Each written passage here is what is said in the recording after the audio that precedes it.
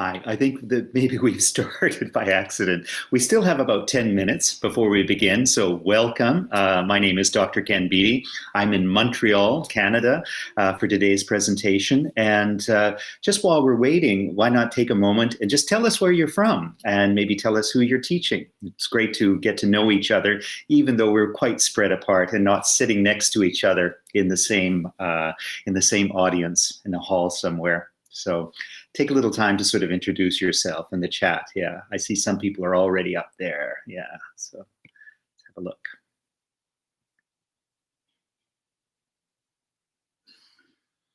Hi from Croatia, from Iran, from Turkey. All these names are just making me want to travel again. I think everybody is missing that a great deal. Yeah, and some countries I've been to, like Ecuador, and some countries I've not been to. Croatia, I hear, is one of the most beautiful countries in the world.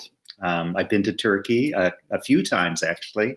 Yeah, and very much hope to go back soon. I've been to Russia. It says Siberia. I've been to Novosibirsk in Russia, as well as Moscow and other places as well. Greece. Took my son to Greece. My wife and I took our children to Greece. We were living in Abu Dhabi for a while, and our son was doing a project on Greek and Roman history. That's what he was studying in school at the time. And we had a break, and we say, "Where should we go?" And I thought, "Oh, let's go to Greece, and let's go to Italy." And he can see what he's studying, like right there, be there in front of him. In fact, he had to do a project, and he did it on the Colosseum while standing inside the Colosseum. I always think that's what probably billionaires do with their kids. What are you studying in school? Paris? Oh, let's fly to Paris for the weekend. Well, this was our chance to do something like that. Germany, great to see somebody from Germany. One of my best friends in the world lives in Constance. He's an economist who lives there. So I've been to Constance. And from Uruguay, beautiful, beautiful country as well. I've just been to Montevideo, but all the time I'm always seeing pictures coming up at how beautiful the countryside is. And again, another place I'd like to go back. Never been to Pakistan, and I've been everywhere in Poland. Poland has such a great transportation system.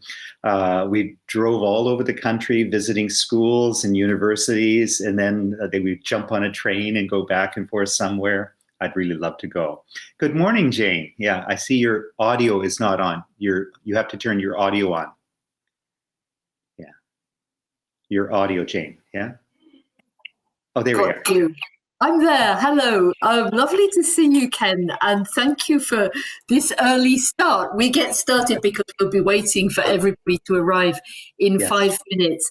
But I just wanted to take the opportunity to say thank you so much for joining us on this second spring day. Maybe some of the people on the call joined us for the first spring days back in the spring of 2020. It would be interesting if people in the chat say whether you were there in the first spring days when Ken was also one of our plenary speakers. It would be good to know that. I was there, says Jamal. Great, first timers there. Seeing it in the chat. Great. Yeah, so, let us know so I don't tell the same jokes. Yeah. Somebody else, Agnieszka says first time. So there's Fanny, somebody else says second time. Great.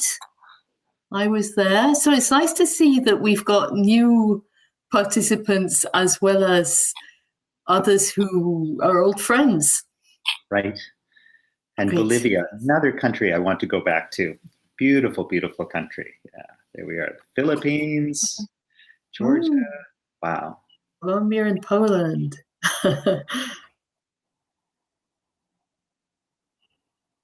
Wonderful. Great. So many people and lots of people coming in. We're hoping for a good audience today. And I believe afterwards, we're going to have the video of this available. Is that right, Jane? So that's right. Yes. So some of your colleagues, if you think it's worthwhile, and I hope you do, if you think it's worthwhile, you might do a little session on your own and share it. Share the video with some of your colleagues, with other teachers, And at the very end of the presentation, as always, is my email. So if you have some questions afterwards, or your colleagues have some questions afterwards, or just even want to make some suggestions or raise some points or share some ideas, I'd love to hear them. So reach out afterwards. It's always great to hear from everyone. That's right. And I know afterwards also, I think you have a slide with this, Ken. We will also be offering what we are calling a virtual coffee break. Yes, that's right. That's right. So 1 hour after this session, there will be another session called the virtual coffee break. I love that idea. And I already have my coffee ready for it. So we'll having that chance. And that's a chance for you to ask any question whatsoever. Certainly, of course, questions and suggestions and ideas about what we talk about this morning in this first session, but also anything else. Sometimes you have a very particular problem, and maybe I can offer a solution. Maybe someone else who's attending today can say, "Oh, I had the same problem. This is what I did." So I'll just give you an example of one. I did a session like this that was very successful in Cali, in Colombia, and what happened was a young teacher came in. He had just finished his master's degree. He was really eager. He went to all the conferences, and he said, "Well, I go back to my school, and I try to tell the other teachers, but there's one teacher, and he always says the same thing." He said, "Oh, I've been teaching for 21 years. I've learned everything there is to know. I don't need to learn anything new." And I stopped him. I said, "Okay, no, he hasn't. He doesn't have 21 years of experience. He only has 1 year of experience, and he's repeated it 20 times. And so, again, sometimes we have to change our thinking about the problems and say, all right, well, what have you done differently over the 21 years? Was an obvious question for him, and maybe nothing is the answer. So, yeah, there's different things that we can do. So. Yeah, so think about those questions you'd love to ask and discuss. And if I can answer them, I'm sure some of the many, many people joining will be able to help us in some way as well. Yes, I'm really pleased that Ken can join us for this opportunity to try out a virtual coffee break. We haven't done that before, but we know that so often when we used to run face-to-face events, and let's hope that we will again, often people who attended the plenaries after the plenary thought, I'm going to run to the stand and I'm going to see if I can catch Ken on the stand and ask him my question or find out a little more or just have a conversation. So this is an idea to try to replicate that face-to-face feeling. Even if you don't have a coffee by your side, maybe you have something else. Maybe you have a cup of tea or a beer. But please do join us for that, and we'll be providing a link later in the presentation. And I see we have, yes, definitely have a beer if you're from Japan. I see it's the evening in Japan already, so perfectly legal. Yeah. No beer today yet, says one teacher. It's good to have limits. That's lovely. Wow, so many countries. Canada. Coffee in Canada, a fellow Canadian there. Welcome. Yeah. Switzerland. Wow, so many places. Yeah. Fantastic. And Sudan. Oh, again, it's just a reminder of all the places we would love to visit, isn't it? Yeah. So. Oh, somebody in Cardiff has a membership. I'm sorry to hear that. I hope you feel better after hearing the talk. Yeah. Great. Right. Well, I have to confess, it's my fault. I started this meeting too early, but I think that's not a bad thing because it means that we've had a little bit of a time before we get going and get to hear from Ken, just kind of chatting. And it's great to see how many different places, every continent represented, I think, in this talk. I'm Jane Forrest. I represent Pearson English here, and I'm going to very briefly introduce Ken and the Spring Days, and then hand over to you, Ken, because you're the one that everybody's come to listen to. some of you, I know from the chat, some of you remember that this time last year, we ran the first Pearson English Spring Days. And that was really a response to a surprising and frightening situation, perhaps. So many people around the world finding themselves in new circumstances, new contexts for teaching, not sure exactly what was going to happen, how we were going to cope.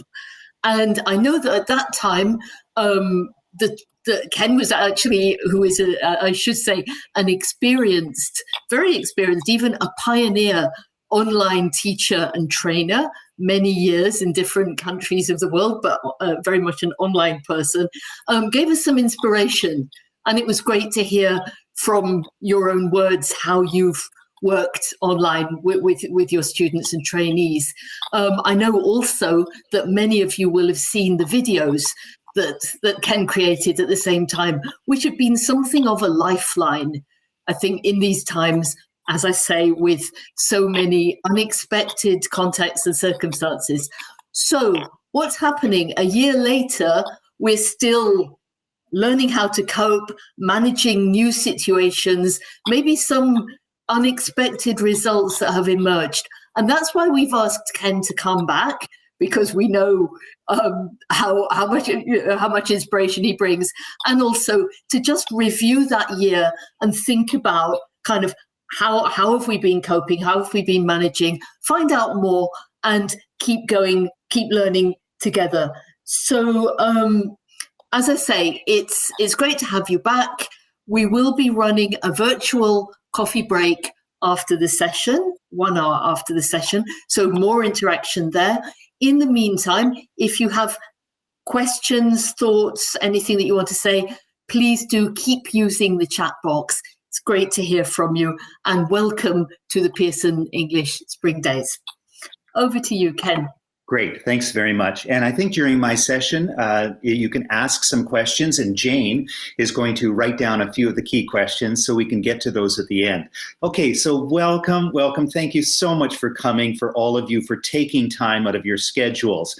I was talking with someone else this week, and they were discussing this idea of fatigue, technology fatigue, just where, you're spending 8 hours a day teaching classes online, and then what? You're going to come and spend some more going to a presentation? Well, obviously, so many people are. So thank you. Thank you so much for doing that. I have a little theme today with some of the photographs. They're all about doors. I thought that we would use that. And this past year has seen many doors close. Many schools have been closing. But as is the case, always, when one door closes, often another one opens up. So although this has been a year of intense challenges, it's also been a year of some opportunities. So as we go through the doors, just keep on thinking about that metaphor of the doors, and thinking to yourself, what doors have opened up for me? What has been new?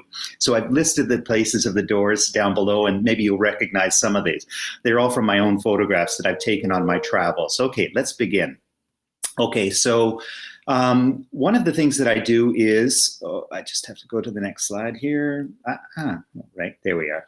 Everything has changed. I think we can agree that everything has changed over the past year. More than 1 billion students, maybe even 2 billion students, have had their classes disrupted in many ways. Some completely canceled, some shifted to online learning, some shifted to maybe just doing something once a week. Somebody told me that in one country, I believe it was Bolivia, they were showing the English classes were now on television, which is a great idea, but only 1 hour a week and hard to reach out. It's not quite the same as being taught face-to-face.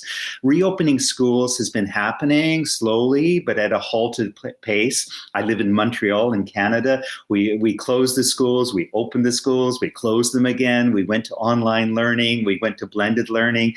We let some students come back, but not others. So it's been chaos. chaos. It has been chaos because everyone is learning. We haven't faced the situation before. So administrators, as well as teachers, as well as students, have all had to adapt in some way.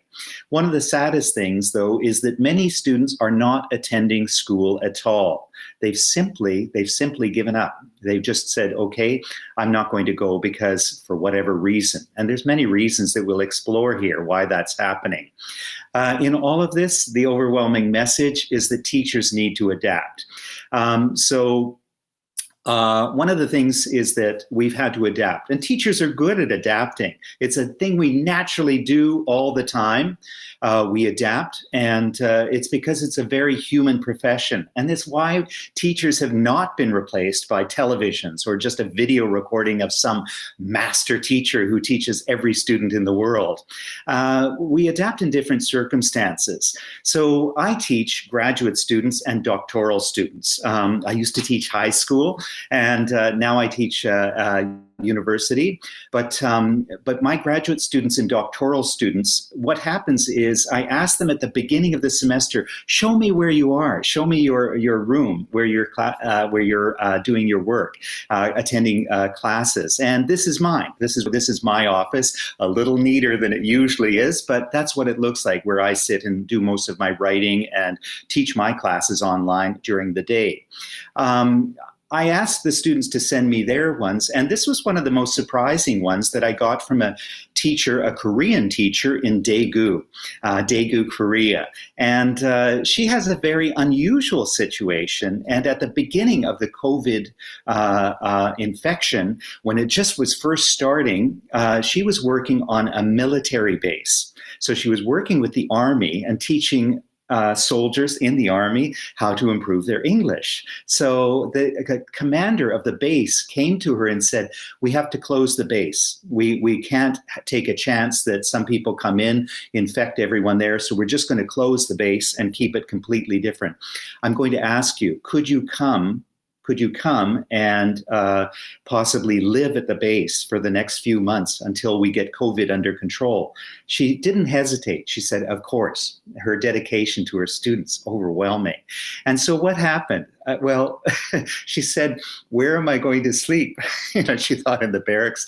He said, I think you'll have to sleep in your office. So she said, okay. And this is where she slept for 3 or 4 months, in her office. So she'd teach all day, work at her desk, and then she'd roll out her blankets and she'd sleep there at night. That's the kind of dedication, and the thing that reminds us that so many teachers throughout this entire exercise have been heroes. They've been helping out in ways that really go beyond anything they were trained for. So again, thank you. Thank you, everybody who's made so many sacrifices, who have gone that extra distance to try to help their students in so many ways. Absolutely wonderful. All right, so we're talking about new models of learning. Amidst all this chaos, we sort of have different directions that we've ended up going. And we've been forced into these new models. And sometimes we're not quite sure what we're doing, but we've had to adapt in different ways. So one of the things is there's 3 main ones. We say online learning, blended learning, and then hybrid learning. They're not clear. They're not totally clear. So let's just define those one at a time and think about what is really meant, because they're a little bit different, especially hybrid learning. First of all, online learning, that's kind of easy in many ways because it's the closest to what we traditionally do in the classroom. Traditionally, the teacher is in control of the class, usually standing at the front somewhere, and you give some lectures, and then you elicit responses from your students. You can do that for the whole class. So you imagine you have everybody's little video up on Zoom, and their cats, of course, everybody's video, and then you say, oh, class, what's the answer to number 3?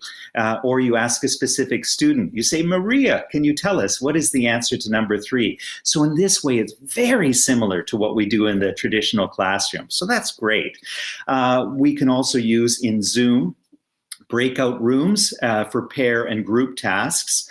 And there's also lots of online resources that we can direct students to. They can't go to the library in the school anymore, but you can say, well, let's find some resources. If you're smart as a teacher, of course, you say to the students, why don't you find the resources and share them? So everybody try to find one website that's helpful for improving your English, and let's share them all together, right? So make the students do more of the work. And responsibility is one of the themes today. I'm going to talk about that a few times. For the assignments, instead of the student handing them to you, you email them and you email back the answers. So the online is actually quite familiar to us and it works. I just want to mention one small thing. Pearson has an arrangement now with Zoom. So Zoom is included in many of our products, many of the Pearson products. When you buy the textbooks, you can use the online Zoom application to go directly to teach that way. What about blended learning? Blended learning is another one. It's a mix. It's a mix of online and face-to-face options. And now we're slowly getting into that in many places. Online may feature more lectures. You're using the online time to really spend more time, just giving the lectures, especially at the higher levels, the secondary school adults. The lectures can be recorded and played back at the student's convenience. That's a great thing. It's a wonderful thing to be able to do that. Why? Because students may have different schedules. In person may feature more interaction. And so when you do see the students face-to-face in a classroom, then what you do is you can practice more of those skills like speaking and listening face-to-face, things that you would do in that way. So the blended learning and the online learning need to complement each other in some way and be used for different purposes for the most part. Okay. Hybrid learning. Hybrid learning is a new idea. A lot of people not quite so sure, and the definitions are not quite as clear-cut as online and blended learning. But it's similar to blended learning, but it usually adds some kind of experience-based learning. So they're going out into the community in some way and learning outside of the classroom, outside of the online experience. It often includes traditionally work placement or internships in some cases. It can be community-based, such as things like volunteering. And it's also placements can be assigned. You can find placements for your students, or they can be self-directed. What do we mean by this community-based? Well, there's lots of resources in many communities for learning English. It might be something like a book club at a library, but it's an opportunity maybe for students to practice. Volunteering is wonderful if you're in a country where English is the language, such as in Canada. We have many immigrants come to our country who want to learn English. I tell them to volunteer, then they get a chance to speak with other people in informal settings and improve their English. It's a great, great chance. So these are all different things. Okay. Challenges. What are some of the challenges? Well, I think you know these all too well. Teaching in a non-traditional way isn't easy. There are countless short-term, medium-term, and long-term challenges that we're all facing in many, many different ways. So I wish we could just have 6 hours just to talk about each of the challenges that you've been faced, and I'm sure we would come up with 1,000. Just let me highlight some of the few that have been very, very common. The most, among the short-term challenges that we had to face right away, as soon as we realized that we couldn't meet in a traditional classroom, was getting teachers and students online. In some cases, the schools have already taught classes online, and they've adapted very quickly and very easily. For myself, actually, nothing changed. I teach students, again, graduate students and doctoral students from around the world, and I teach them online, and I've been doing that for 10 years. So for me, nothing changed. It was very, very easy. For my students, nothing changed. So that was easy for me. But for others who have never taught online before, it's been a struggle. It's been a very big struggle. One of the things that we've seen is an access to technology. It's not the same for everyone. So not all students have access to computers, to tablets, or even to phones for taking their online classes. It's great. It's great for a school to say, oh, yes, we'll do everything online. But then you ask the students, say, oh, can you go online? I gave a talk last year in Peru, virtually, to teachers in Peru. And at the end of it, one teacher said, I live in the countryside. He said, some of my students don't even have electricity. let alone telephones and computers and all these things. So again, the challenges are quite unique, but generally not everybody has access. When a home does have one or more devices, it may be shared with the parents and with the siblings. So you imagine a house, 2 parents, 3 kids, right? Everybody wants to use the computer at the same time. The parents say, I need it for work. I have to do my job. I'm online. I'm having meetings, right? And so they're going back and forth. The kids are saying, but the teacher says I've got classes all day. And all 3 of them have different classes because they're different ages. It's challenging. It's really, really challenging. The demands for Wi-Fi can also be a big problem. It takes a lot of bandwidth to download video. And again, if you're doing that with like 5 videos in different rooms while people are communicating, if they do have the devices, that can be a real strain on your Wi-Fi, your ability to take classes. So this is a big challenge. And again, we have to recognize these challenges and see if we can do something about it. One of the things with this is to poll your students, to ask them the question, say, what are your levels of technology? What technology do you have at home? And what are your technology skills? Are you able to do this? Do you understand how Zoom works? Can you open up this and things? Is your computer that current enough to adopt the software? Now, you don't have to solve every student's problems. I don't. I always make it somebody else's problem. With my own students, they say, oh, sir, I can't get onto the discussion forum. I say, oh, no problem. Ask.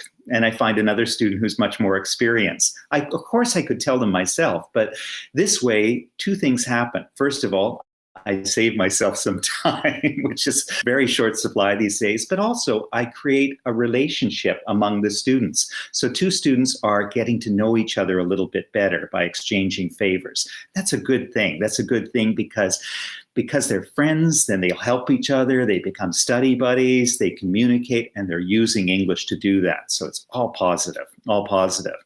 If you can't find solutions, if you cannot find a solution to the problems facing your students, you have to change your expectations. And this is the most difficult part of this. Is not usually with you and your students. It's with the administrators. They're saying, oh yes, everyone should go online. And you're saying, but they don't have computers. They don't have Wi-Fi. They don't have something else. So it's a communication problem. And you have to be sure that you understand the problems. You communicate to the administrators and the teachers and you say, we need a new solution. Here's some ideas. And again, we're sharing ideas today. So take advantage of some of these. Another challenge is adapting learning materials. One of the important things that we can be doing is choosing books right now, because sometimes the older books that we've been using are not working. And they're not working because they're somewhat out of date. A lot of books now, they have digital editions, and certainly Pearson, again, thank you, Pearson, for sponsoring us today. Pearson has a great number of books which have digital editions. So even if the students can't get the physical book, they can still get a digital edition. That's an important thing. It has online testing software and many other resources online to help students. There's apps that come with many of the books now, so the students can continue to learn outside of class using their phones, which is fantastic. And they can also do tasks that report directly to Gradebook. So again, maybe if you're not aware of all of these things, you're not going to ask for them, but now you're aware. Ask your publisher, ask your local publisher representative. Say, I'm having these problems, I'm having to teach online. Can you recommend a better book? So one that I've been working with is Startup, and it's fantastic. So that's just an option for you. Medium-term challenges. Medium-term challenges continue over the course of a semester. These include problems that teachers and students face, struggle with, and they take a little longer to solve. Initially, the first ones, things like just getting online is a big problem, but some take longer to solve than that. For example, just the teacher training for yourselves. Many teachers were forced to quickly learn how to use digital resources to teach and to administer classes. Just overnight, again, administrators said, okay, we have to go online. Can you help us out? Teachers always say, of course. No teacher says, no, I don't really like the students that much, or I don't care. Of course, you're doing it for the students. You put in the extra hours. You spend your weekend figuring it out. Monday morning, you're ready to go. Many teachers have not developed new teaching styles that are appropriate for teaching online. So this is a curious thing, is maybe they're still trying to teach the way they taught in a traditional classroom, and that doesn't always work. So they need to kind of adjust. The difficulty is they don't get a chance to take classes themselves and see how other people are doing it. So, they're kind of doing what they think is right often, but they need more training. A good enough attitude overtakes some teachers. Many teachers I've talked to say, well, I'm sure COVID will be over in, a few months and things will be back to normal. I don't think so. I don't think things are ever going back to the way that they were. What else? For teacher training, one thing that we can do is we can follow the example of the Barefoot Doctor. Encourage peer learning among teachers and students. So find out from other teachers what to do. Find out from other students what to do. Let the students find out from each other. As I said before, they build relationships, and that's fantastic. In many cases, students can help teachers learn new technologies and take on new roles. So again, responsibility. Get students doing more. There's no reason why students can't teach some of the classes or some parts of the classes. Get them doing that.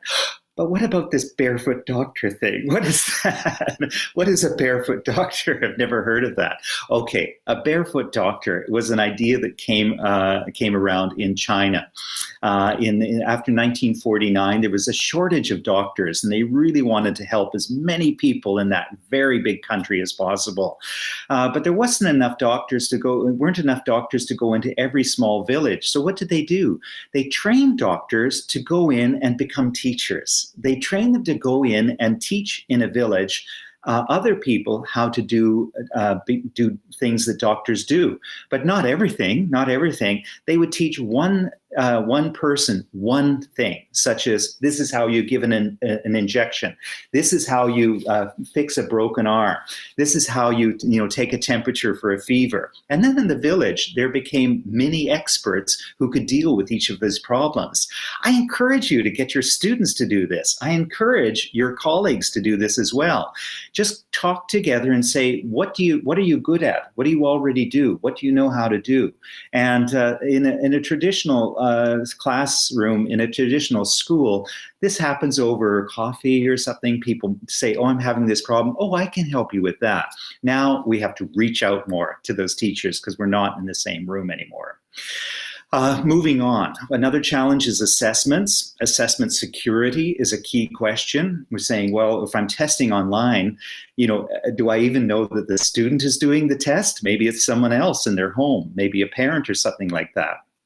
Are they looking up answers during a test in some ways? So that's a big problem. What if they just look up the answers while they're taking the test? It's a nightmare. So this is one of the big problems. One of the solutions is to change your assessment, to try to make your assessment a little bit more creative. If you ask a question like, what is the capital of England, right? It's a simple question, but a student who doesn't know that will just Google it in, look up one thing, and of course it gives the answer on the first one. London is the capital of England. It's a boring question. And again, it's not the type of question you normally get asked when you learn English. Instead, we should ask more complex questions, something like, why? Why is London the capital of England? Oh, I don't know. Well, it's on a river, and many cities are on rivers. Oh, well, no, I think it was Londonium. I think the Romans came there years ago. But what was there before? See, all of a sudden, a couple of things happen. One is students are, having to think and use their critical thinking. And honestly, you don't mind if they start looking things up because they're going to be reading more. They can talk more to other people about it, and they have to use their critical thinking. So it's all good. Students and assignments should be that are variations on a theme. This is what I do with my own students. I give them a topic. Right now it's discourse analysis, the course that I'm teaching. But I say to every student, everyone, find your own discourse, find a set of texts, record it, two people speaking, and make your own analysis of that. That's so much better than me giving them one book or one example and saying, everybody, interpret this or analyze this. It's one of the things that Stuart Brand in 1989, he talked about this. He said one of the great tragedies of education is we give 30 students the same book when we should be giving 30 students 30 books. What happens when you give 30 students 30 books? Oh, I read this book. It's really good. You should read it too. Oh, really? What happens? Discussion, education, learning from each other, right? So variations on a theme is an important one. Assignments should be much more personalized. Again, this gets away from cheating on assessments. If they have to talk about themselves, if you ask the question, say, tell us about your favorite sport, or your favorite hobby or your favorite TV show or anything like that. And you can say to the students, everyone choose a different topic, right? And they say, oh, teacher, what if we pick the same topic? And say, not my problem. Talk to each other, find out. And that way, again, the communication, because we're not testing students to just to find out if they learned what we taught them. We're giving them an opportunity to continue learning with good assessments. So ask students to show what they know. Say, okay, we've been studying grammar, the subjunctive test. How can you show me what you know? Oh, teacher, I'll write a paragraph. I'll do a PowerPoint. Could I do a play? I'd like to do a puppet show. Different ideas will come up, and they'll be encouraging and help other students think a little more broadly about the topics. What else? Cheating on assignment is a large one in the face of plagiarism, lots of cheating going on. There are systems like Turnitin that can examine essays and look to see if they've taken or plagiarized too much. One good idea is to get students to write a class code of ethics. You say, oh, no, my school, we already have a code of ethics. Forget it. Get the students to do it. Get them to do a new one. Why? Get them to do one for online. Why? Because then they take more responsibility for it. They wrote the rules, they should follow them. If they break the rules, you say, you wrote these rules, you're breaking them. Why? Tell me what the problem is. They feel a lot more guilty than if they're just, saying, oh, I never read the school ethics rules. Give students incentives to do original work and check themselves. Peer monitoring. Let them check each other's essays before they come to you. Why should I be the first one to look at your work full of spelling mistakes or grammar mistakes when another student could help you and learn from the experience? So shift that responsibility. Look for as many opportunities to shift responsibility as possible. What about the long-term challenges? Well, long-term challenges are the ones that won't disappear overnight. It's not going to end at the end of the school year. There's lots of things that's going to continue on for long after now. So one of the challenges is student training. Younger students tend to be digital natives. That's fantastic. They grow up with a phone in one hand, a tablet in the other, and really at 2 years old, they're already playing games. So they're familiar with it. We really don't have to teach them so much. Students may or may not have social networks to help them with those things. Again, we want to build that. Always try to get study buddies in your class. And if you're wondering, well, what about privacy? I don't want to, give their emails. Ask every student to get a Gmail account just for your class. And then they share that address. At the end of the class, it disappears. So again, privacy concerns, you can get away with that. Students who cannot connect may drop out. That's a big challenge that we face is if it's too much trouble getting online, then maybe they don't participate. Students require tools. Not all students have the hardware. We need to recognize this. If they don't have the tablets, the phones, or the computers, then those basic things, or if they don't have Wi-Fi, we have to find some things. Many students now are using their phones to take classes, to attend classes. That's great for lectures. That's really great for lectures. But as soon as you start putting up something like a PowerPoint, then you need glasses to sort of look closely, and maybe you can't see all the text. So it's not perfect. It's not a perfect option. So we have to think about what we can do. One thing we can do is to find resources, or again, push the responsibility not just to students, but to their parents, and say, can we get a bank of computers, of tablets, of phones for students to use? Many people, myself, I'm embarrassed to say, included, many people have a second phone, an old phone or something. It still works, but we just had to get the latest one. So we have old ones that are maybe just sitting there that could be fixed and used by someone else. Ask the schools if there are unused computers for loans. I was amazed. They close all the schools. I know every school has 500 computers in Montreal, and they close the schools. What happened to those computers? Why not give a computer to every student that needs one? And it would have been solved a problem very easily. So again, that's pushing people to think a little bit differently in administration. Work with the community to provide free and easy Wi-Fi access. There's Wi-Fi everywhere. Every coffee shop seems to have Wi-Fi.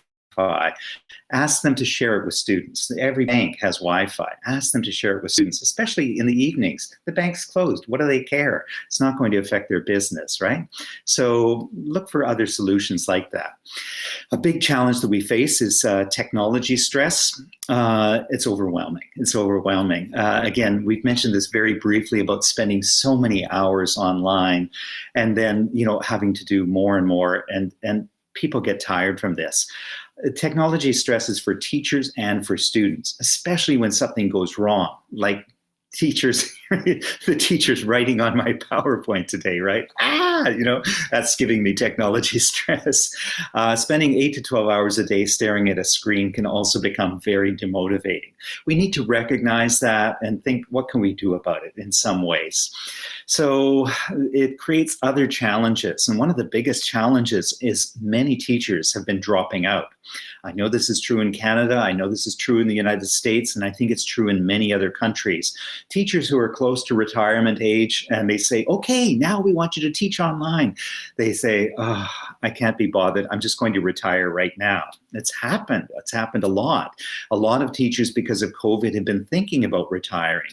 You can see some of the headlines here. An interesting one of the headlines is, teachers are leaving schools. Will they come to startups next? This is a reminder that teachers, as teachers, we have a lot of skills, a lot of people management skills. We probably can do presentations. We can do, we understand how to do marks and organize things mathematically. So there's a lot of skills there, but don't stop teaching. Wait, things will get better. When this happens, though, when older teachers retire, it's always a loss of institutional memory. It means that we no longer have all those teachers who knew how things work, who tried some things before and they didn't work. And so we end up reinventing the wheel, doing things that we tried before but didn't work, and so we just try it again. So the loss is profound. So we want to avoid those sorts of things. But there is good news. At last, there is good news. We've been talking about so much bad news. Okay, at the same time, there have been many aspects of online learning that teachers and students have come to enjoy. They've thought, okay, this is fantastic, right? So what are some of those? Well, one of them is better access to the learning materials. The recordings of lectures can be replayed again and again when convenient. Students who have schedule conflicts or unusual sleep patterns can make the best use of their time. This describes my 19-year-old son. He's in his second year, just finished his second year of university, and it's been fantastic for him. First of all, he's studying high-level mathematics. The professor gives a lecture, and normally he's like writing notes as quickly as possible, trying to get the ideas, and then on to the next topic. This way, he can go back through the lectures, watch them 10 times if he has to, or just the key sections that he doesn't understand. In fact, worldwide, students' performance has actually been rising throughout the COVID problems that we've been having. It's been improving, and that's because there's so few distractions for students. They're not going out, they're not seeing their friends, they're not have so many other things they could do. And for the schedule conflicts, the same thing with my son. He's somebody who loves to sleep in until 12 o'clock, but he can, because he also stays up till 3 o'clock in the morning. So that's typical of teenagers, that they have different sleep patterns. But if he has an 8:30 class, he isn't, dragging himself out of bed to try to get there for 8:30. He just waits. And when he gets up, he watches the lecture then, when he's fully awake and ready to engage. So that's been a good thing. Travel time for many of us has been fantastic. People who used to be having to drive for an hour or take a bus for 2 hours to get to work, all of a sudden, zero. So for me, here I am in my living room at home. It's no travel time whatsoever. And you can also attend class in your pajamas. I actually have clothes on, but I could have pajama bottoms. You'll never know, right? What else? Accessibility for all. Many teachers and students have reported that there's increased accessibility. Now, if you're in a class, if you have a traditional class of students, if you have a question, a student has a question at the end, they don't want to hang around and wait for the teacher, and then their friends are saying, come on, let's go for lunch, and they want to communicate and ask what something, but they feel embarrassed maybe asking in class. But all of a sudden with email, it's a lot easier. So it's a lot easier, yeah. Okay, so motivation. Motivation remains a key issue, particularly as educational systems will not return to exactly the way that they were. I don't think things are ever going to go back to exactly the way they are, and I'll explain why. So motivation really begins with goals. Now, schools and students have different goals. Schools are really concerned about things like access, affordability, fairness. They do think about paths to university and paths to work, which are important to students, and quality and value. Those are all important. Students, their main concerns in learning English are fluency. They want to speak fluently, they want to speak accurately. Again, they're concerned about going on to university or going on to work, being able to do that with what they've learned. But they also want paths to social lives. So they want to use English for those things as well. Books, you should look for textbooks that actually cover those three things: academic, English, workplace English, and also social English. They're all important and all work together. Unmotivated learners, again, we have to examine what are the reasons, because every student is unmotivated in a different way if they are unmotivated. There's cultural, social, and personal reasons for that. The difficulty is when you're in an online environment, it can be exaggerated. Why? Because you don't have the social support of other people saying, oh, stick with it. Okay, stay on, don't give up, right? Your friends do that.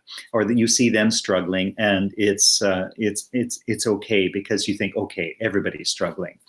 So we have to identify the root of why students are studying English, help supply new motivations. We have to elicit cultural demotivating issues, like what makes it demotivating for some students, and ask those students to look for cultural role models. Who are some people in your country who speak English really well? Could be a movie star or a politician or anybody, a sports person, and say, oh, why don't you be like Ronaldo? He speaks, several languages. That sort of idea. Identify the social advantages of learning English, great way to make friends, and give students scripts for dealing with negative peer pressure. What do I mean scripts? It means they should be able to say things like say, oh yes, well, the reason I'm learning English is because I don't want to do this and work in a factory. I want to do something else. That's just a very simple script or something that they can say to their friends if their friends saying, oh, don't bother learning English, it's boring. You say, I just really don't want to work in a factory, so I'm gonna keep at it.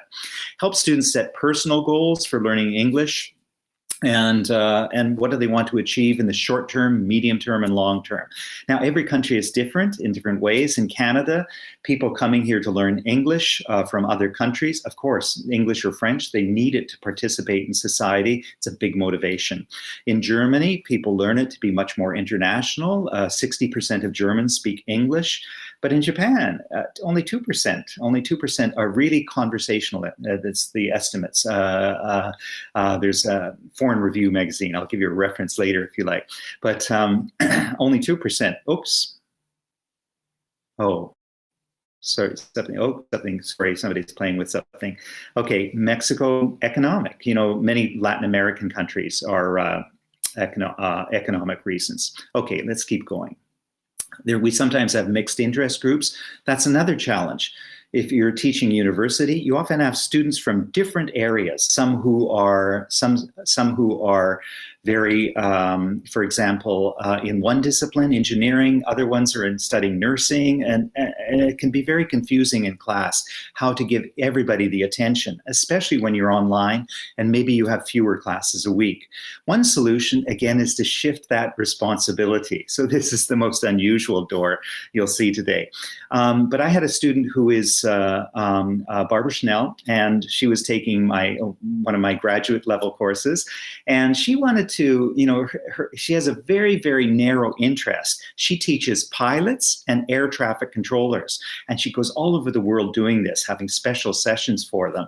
So she wanted something on that. So I said, Barbara, why don't you create some, do your thesis on this topic, and educate all of us. I learn more, share it with the other students. Everybody is doing something different. So these are good opportunities, right? Again, it helps to shift responsibility and also to offer individual assignments so students can study the things that they want, use the English that they think they're going to use. I don't care if it's soccer or, rollerblading or skateboarding or how to fly an airplane, whatever it is, let them follow their own interests. They'll be much more motivated for that.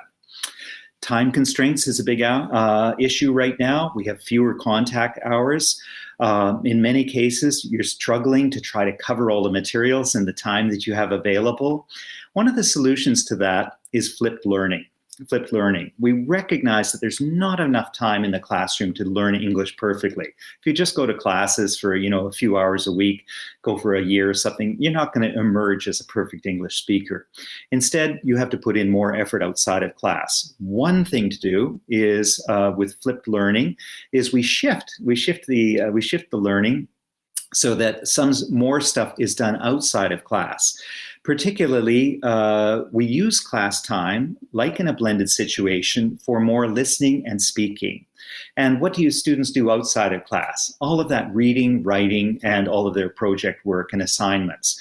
It makes sense. Why? Because everyone reads at a different pace. Everyone writes at a different pace. If you do it in class, then students are bored. Say one student saying, "Oh, I finished." The other student saying, "I need more time," right? So it's better to get them to do those things outside of class. So use flipped learning, investigate it. There's many, many resources on the Pearson website that you can look at to find out about those things. Online assessment, traditionally teachers used to have, when I went to university and school, was sink or swim. We just want the best, students, and you would get an A, and some schools even said, teachers have to give out this many fails and this many A's, and most of them are in the middle, the big bell curve.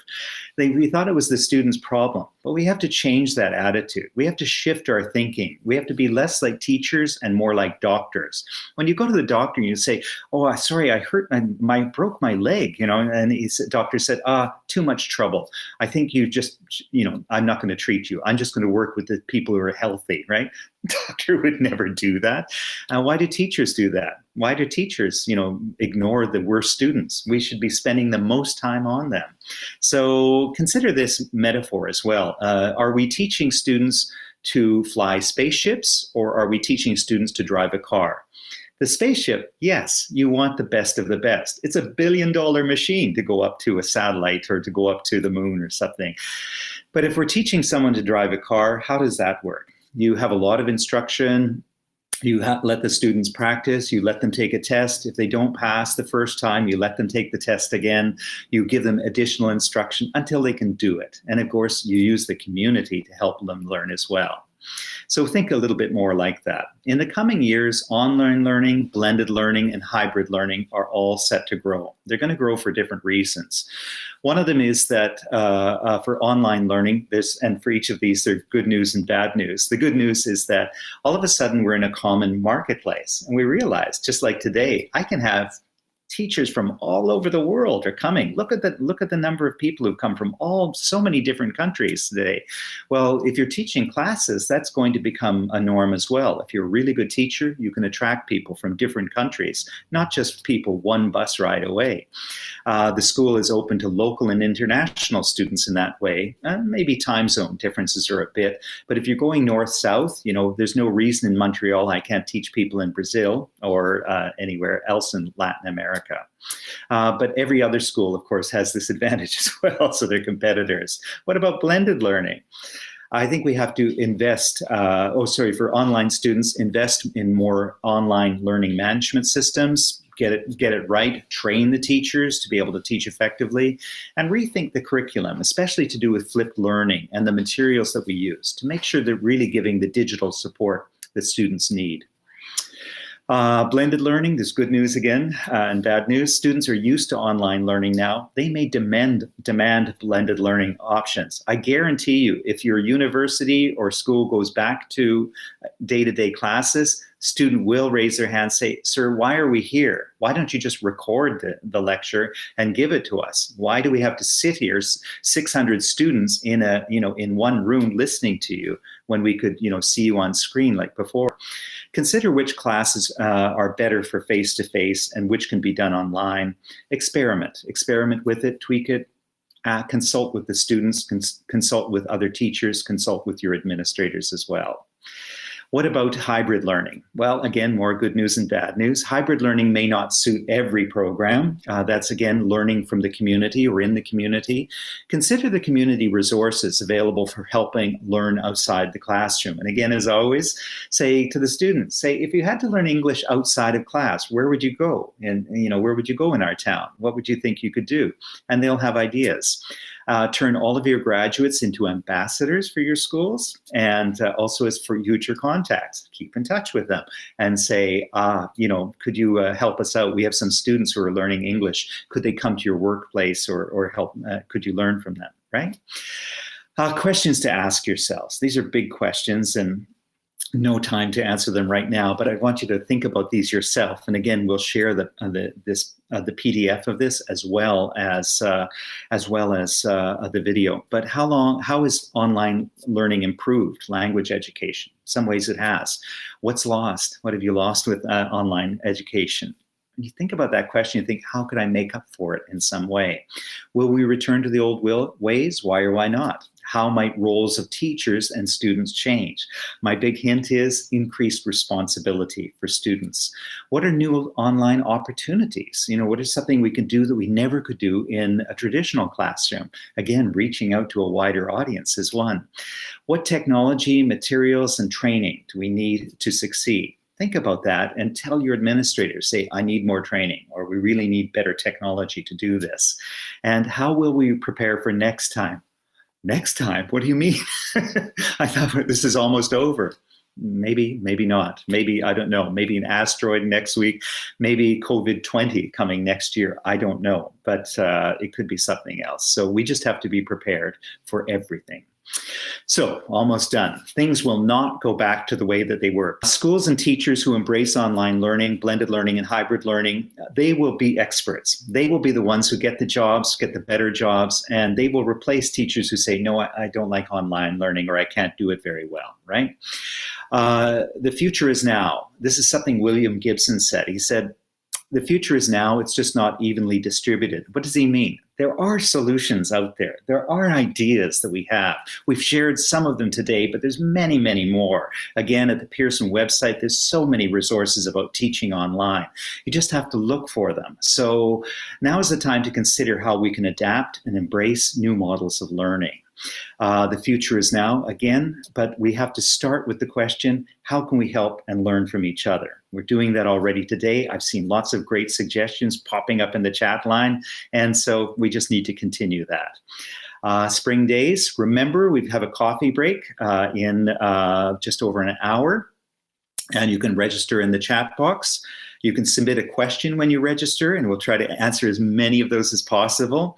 And so attend and enjoy. So there won't be any certificates of attendance for the coffee breaks, but there are for this session. Those will be emailed out to you after the session. All right, so, and finally, this is me. Questions, comments, suggestions. I think we have about 10 minutes. 10 minutes. If you have any questions, maybe Jane, if you want to tell me some of the questions that have been coming up, then maybe we could discuss some of those. My email is here, and a link to the startup series that I mentioned is also here as well. All right. Jane.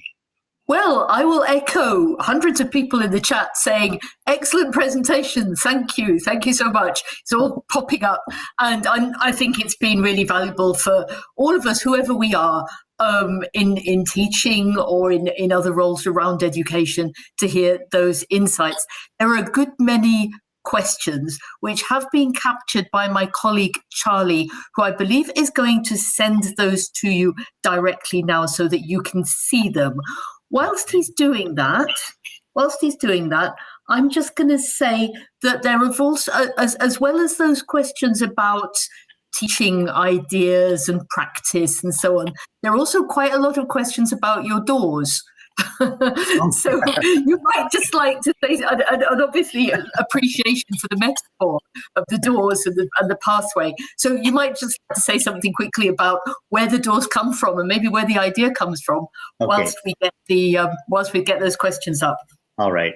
So first of all, I've been very, very fortunate so far, become a teacher, see the world. I lived for many years in Asia, 16 years in Hong Kong and China, and 2 years in Abu Dhabi. And during that time, I visited 43 countries so far, I always say, many more to go visit. So, and just, I take a lot of photographs everywhere I go, partly because it's, I say, a student asked me once, and I said, these photographs are memories. They are the kindling that I will burn in my old age as memories to help me remember my life. And so I take a lot of photographs everywhere I go. And I just started, I think, one day seeing the beautiful doors and how they're culturally different in so many different countries. And so whenever I see a beautiful door, I take another picture. I walk around with my phone all day long taking photographs, and Jane is well aware that often I include photos. Some great photos.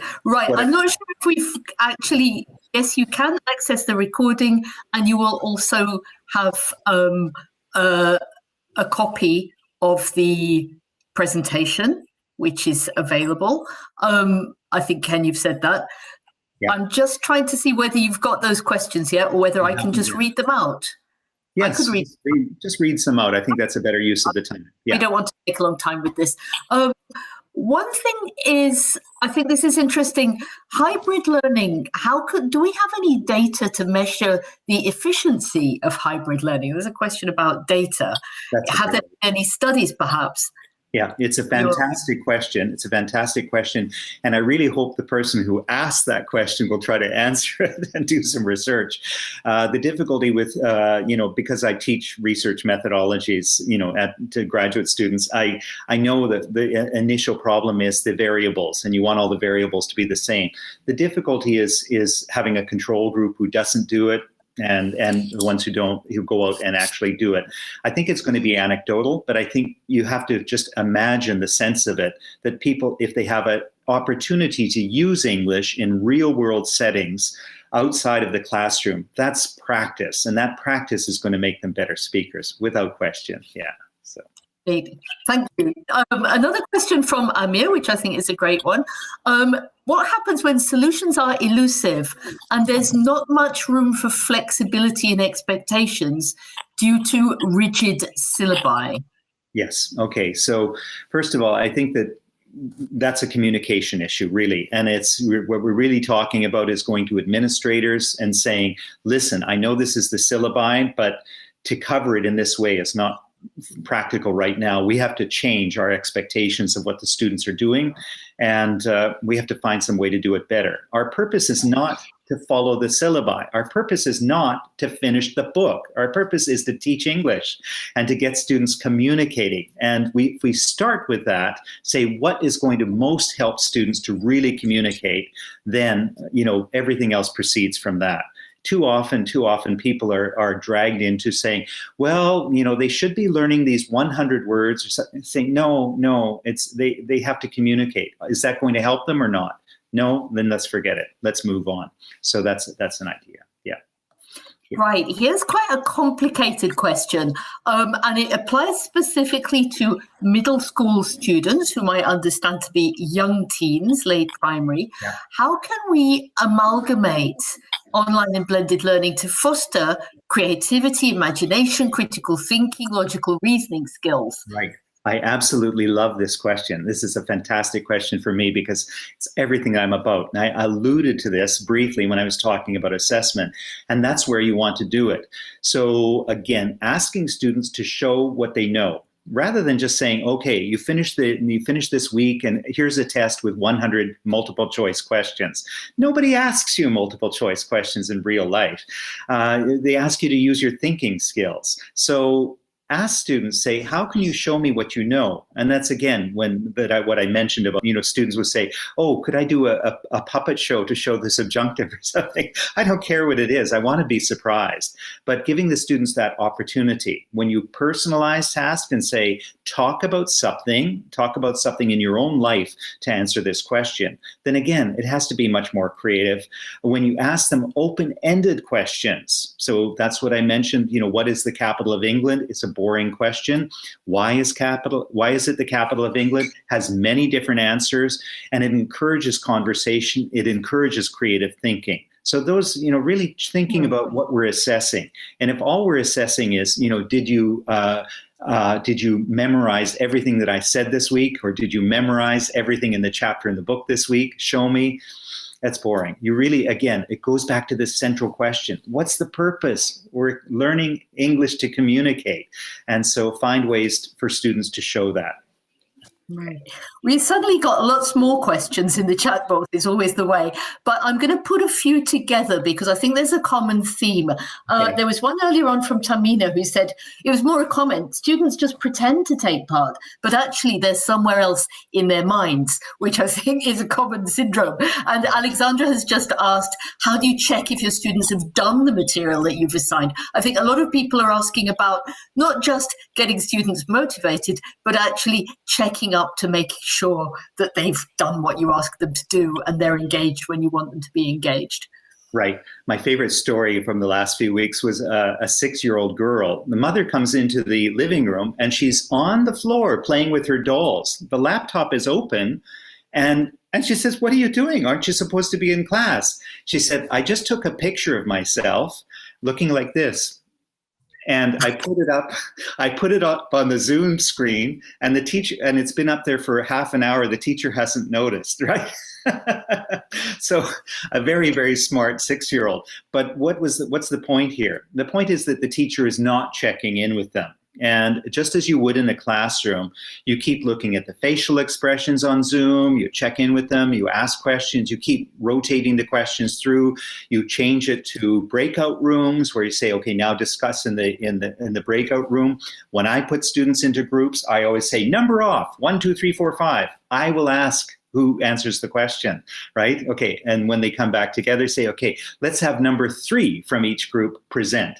And that way everybody has to learn the answers and not just say, oh, you tell it, you be the one to give the presentation or answer the question. So again, if you make your classes more interesting by asking more open-ended questions. Again, this is what we talk about. The methodology has to change. We cannot teach in the old way. We have to think, okay, in this format, what can we do to make it much more active? How can we get students working together more? Again, peer editing. If they say, okay, I need everybody to peer edit the other works, and then I need your initials on there as well before you email it to me. They say, oh, well, Sabrina didn't do it, okay, well, then it becomes pressure from each other on the problem. So there's a lot of issues around that, but there's opportunities. You have to think, what is the core problem here? Motivation, maybe, but if they're not interested in what you're doing, nothing's going to help. So make it interesting. Okay. I'll answer a very quick practical question. To get your certificate of attendance, you don't have to do anything. You will get it because you registered and attended the webinar. So thank you for that. I'm going to say now that please do attend the coffee break, more of a chance to talk to Ken, more of a chance to answer questions, and you can attend other webinars in the Spring Day series. Some of you have asked about young learners, the difference and so on. We've got some work on that. And also Ken himself will be participating in a roundtable later in the week. So check the program and more opportunities to talk, more opportunities to join in. We look forward to seeing you. And thank you so much, Ken, for an inspiring webinar. Thank you so much. Speak soon. Bye. Bye. Bye, everybody.